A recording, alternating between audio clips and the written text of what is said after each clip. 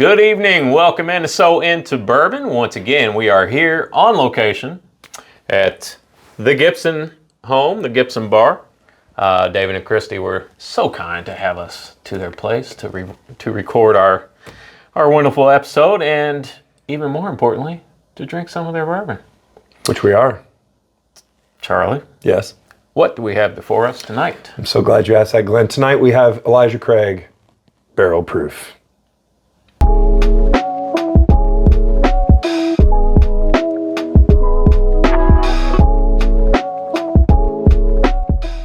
All right, Elijah Craig, Barrel Proof. Barrel I'm Proof. so excited for this. I have never tried this.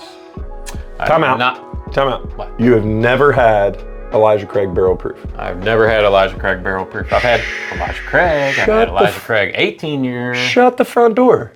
So Elijah Craig Barrel Proof, in my humble opinion, is one of the finest barrel proof offerings on the market today.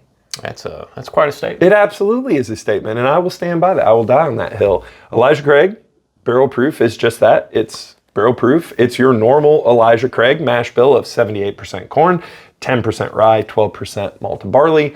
But the Elijah Craig Barrel Proof has the 12-year age statement. Some of you older bourbon drinkers may remember that Elijah Craig used to have the old age 12 years on it. And in 2016, the good folks at Heavenhill took that away. So now your standard Elijah Craig is non-age stated, but still great. But we still get that 12-year age statement from the barrel proof. I'm excited about this. Charlie, what is the MSRP on this? Because it must really be high for 12-year barrel proof. 12-year Heavenhill barrel proof bourbon. MSRP is somewhere around $70. What? That's why I think, in my humble opinion, it's one of the best barrel proof offerings out there today. So usually comes out 3 times a year. This is A123, meaning it was released in January of 2023. Charlie? Yes? I'm going to open this bottle. Are you going to make it pop?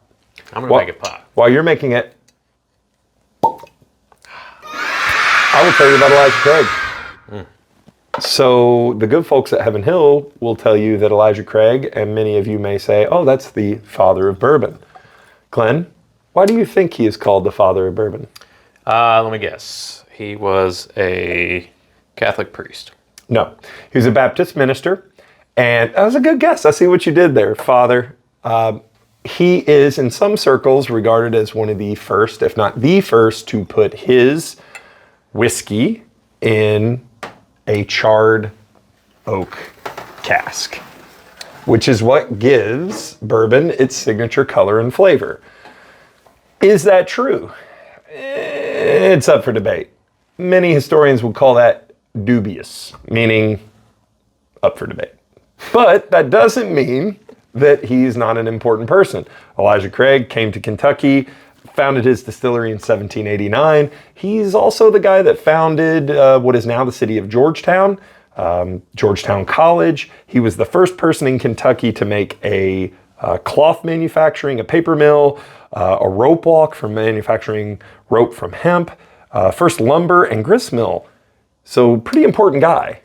Yeah, and that's once again, and we say this all the time, the cool thing about bourbon in Kentucky is a lot of these names that are associated with some of these distilleries and the bottles, they were significant historical figures. Really important people that shaped what our states and what our country are today. Like, American history is whiskey history. And one other fact, Elijah Craig and Ezra Brooks actually grew up on the same street together. Did you know that? That's not, Ezra Brooks is not a real person. That was a good one, though. You almost had me. So Ezra Brooks is not, that's a whole nother episode about fact versus fiction, real versus not. But Elijah Craig, whether you believe he is the father of bourbon or not, doesn't matter. Pretty important guy. 1789. You're in some rarefied air there in terms of distilleries. So, Charlie, I'm ready to taste. It's time. No, nose. We're gonna nose first. We're gonna nose. So we're gonna do a little sip. So David, first, you must nose it before you gotta taste nose it. Boy, it's a really, really dark, yes, it beautiful color. Exactly what you'd expect. Exactly what from I a 12-year barrel proof. It really clings to the glass too. I mean, Yeah. it just stays there. Yeah. I'm nosing. You know what that smells like? Really, really good barrel proof bourbon. I was going to say heaven, but That's why it's called Heaven Hill. that's a good one. You go. 125.6 proof. Yeah. It's not evident on the nose. No, very, very mellow. The flavors and what you smell are what you expect from a really good barrel proof bourbon. Burnt sugar, caramel, All day long. all day Burnt long. sugar. Sweet. There's a little corn there, but not too much. Just a little bit, just kind of a hint. Yeah. A little bit of the char. A little bit of baking spice too, which is surprising. 10% rye, low rye. Normally I'm not a low rye mash bill guy, but there are exceptions. All right. You ready to? We're Glenn's first time. Cheers. Cheers.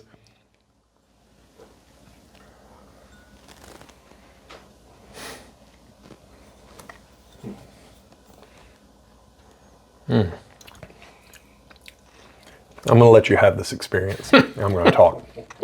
So, what does Elijah Craig Barrel Proof taste like? Sweet on the front, and then it just cascades into some peppery wonderfulness. Absolutely. And then the sweet kind of comes back, and then the peppery kind of comes back, and it just lingers there. And it gives you that nice Kentucky hug all the way down, and all you're left with is your mouth going, let's have that again. More of that, yes. I don't even know what more to add. Told you. No, you're 100% correct. I mean, the sweetness up front, then you get some of the bitterness, some of the barrel, and then the sweetness comes back, Yeah. and it almost just like, I don't know, just kind of overwhelms you. And it's like Oreo, like cookies and cream. It's one of the best barrel proof offerings that are out there. And yes, it's a seasonal release, but you know when it comes in the spring, and it comes in the winter, and then kind of the springish or the early summer, and then the fall or the winter. And if you see it, you buy it. And that's what you do, because it is an amazing bottle, 12-year age stated, Heaven Hill, barrel proof. God bless it. God bless America. And it's so rich. It's thick. Like, well, you can see it, like it's Yeah. so oily. It just clings to your glass. I mean, it coats your glass in its wonderfulness.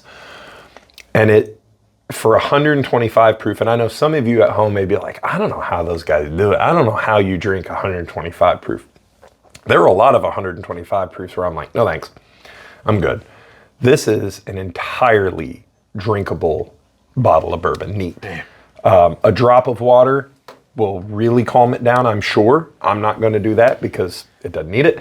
Yeah. But you pour this over a big cube, and man, it just, God, what a great bottle. What a great offering. On my second sip there, I'm getting a little bit more of the kind of the baking spices, a little bit of like a dark fruit, but still just the really Yeah. thick sweetness that's balanced out really well by the spice and the pepperiness of a barrel proof bourbon. Yeah. And on my third drink, I get all of that great flavor that I described in my first and second. And then on the third one, I get a lot of that really great oakiness from it being 12 years old. And I was wondering, when I was drinking it on the first drink, and I haven't had barrel proof in probably a year. I haven't been fortunate enough to find one. And this really reminded me, like 12 years old, you still get that kind of classic oakiness, that licorice, that dark chocolate kind of finish. Really great finish. Yeah, and I'm sitting here looking at this glass, and it's still, it's starting to run down the glass now. It's crazy. But it just really It's like sticks. drinking maple syrup. Like it I know you probably can't see it on video, but it just coats your glass and it's so oily in a good way. It's so good. It's in, if you've watched any of our previous episodes, you know I have this one flavor that I pick up on some bourbons that I really like, and I always say it's like that, like an Oreo pie crust, and that's what I'm getting on this. Except with this one, I'm getting the cream too. Yeah. Like it's taking a bite of an Oreo cookie. I love everything about that. Glenn, should we drink it or sink it? I'll sink it. Yeah, just dump it out. No, Obviously, we're drinking this. obviously. This one that you're gonna want to pour it and store it as well. So Yeah. if you are lucky enough to find some, Yeah, I paid $74.99 plus tax for this bottle, Yeah. which is right in the wheelhouse. A friend of mine texted me the other day and said, I found an Elijah Craig barrel proof. And I said, awesome, how much was it? He goes, I didn't buy it. I said, why? He goes, it was $1.99. So people know, and you'll find those liquor stores are like, oh, limited release, $200. But Charlie, honestly, I mean, compared to some of the other bourbons out there that you're gonna pay $150, $200 for, you know what? Great point. I'd pay $199 for that before I'd pay $150 for some of the other offerings that are out there. Great point. And this is... So wait, Heaven Hill, don't go raising your price. Don't do that. Don't listen to him. $299. Hey, Glenn, nobody from Heaven Hill is watching this. But if you are, well done. We love you. This is one of the best offerings of barrel-proof bourbon on the market, and you should be looking for it and hunting for it when it comes out because it is great. It's a great bottle of bourbon. What do you think, David? It is extremely good. Extremely good. The man has spoken. You want to rate it? Go ahead, rate it. Out of 10. Yeah, I'll rate it. I would give it a strong 9 out of 10. I would go even a step higher and say a 9.5 out of 10, factoring in its price point. If you can find it at retail, I challenge you to find a better classic from a prestige brand, whatever you want to call it, a pillar brand of 12-year age-stated barrel-proof bourbon for under $100. It's a 9.5. You know what? I now that you say that, thinking about the value of it, Yeah.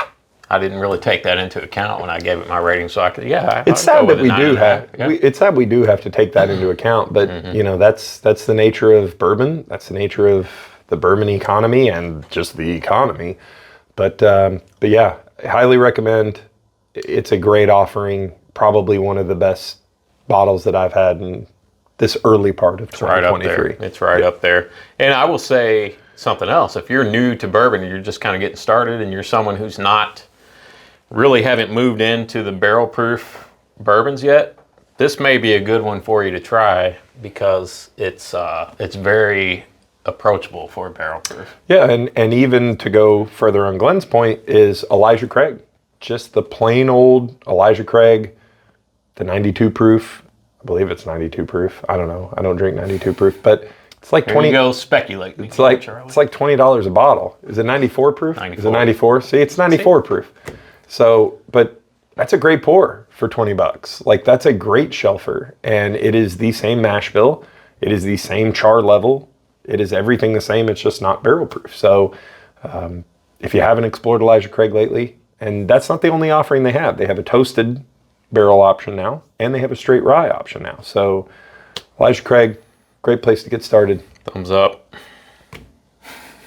We're Siskel and Ebert now. So They don't know who they are. they don't know who we are. So be sure to like and subscribe. Follow us on Whiskey Realtor on TikTok, Instagram, So Into Bourbon, Facebook group. Join our Facebook group. We have So a Into really Bourbon. nice Facebook group, and we post things on there from time to time. And we may start doing some live events. We are future, for so- sure going to do some live events on the internets, and we want you to drink with us. So we'll post something, say, hey, we're going to drink this, something that's readily available that everyone should be able to go out and get, and we'll all drink it together on the magic of the internets. Absolutely. Charlie, I think we're going to wrap this one up. Thanks again to David and Christy Gibson for having us to their wonderful home. And until next time, Keep your bunghole tight. got it right. Grumpy Pants. Am I How did he know your name? We call my grandpa Grumpy. Or my dad is called Grumpy. Anyways, focus! I'm so excited I just peed my pants. I always mess up the mash bill. Also, I don't like looking over and I'm slumping like a gargoyle and you're taller than me. And then I start like, bourbon's good. And then I look over and Now, if your answer is yes, it's okay. But is it weird if you like poured 3 so I can taste one you like? Oh no! Oh that's my what I meant gosh! to do that, yeah.